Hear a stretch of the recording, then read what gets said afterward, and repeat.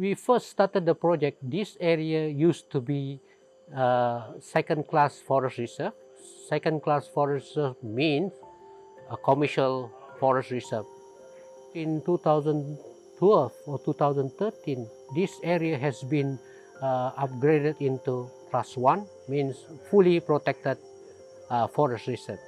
That would actually secure everything inside that area. No more logging in the future. So it's good because effort that we've been putting will be preserved until many years ahead. I like this project because it's contributed a lot to the people of Sabah. The project provides free accommodation, free electricity and other facility like water, transportation. And in Luasong we have a free government school. That's important for the family. We have recruited about 700 people until now, and if you count with families, I think it's about 2,000 people have benefited with the project until now. The objective of the project is to rehabilitate degraded forests.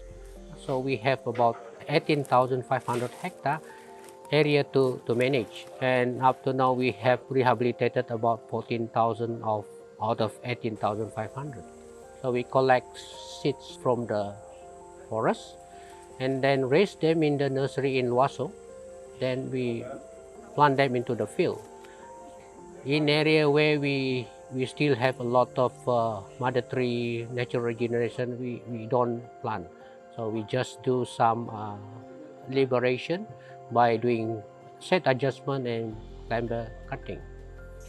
In some of the block, we can see an improvement. For example, we planted several fast-growing dipterocarps, and after more than 13-14 years, then we easily can find a lot of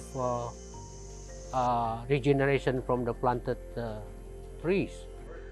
And we noticed that animals are coming back to the area.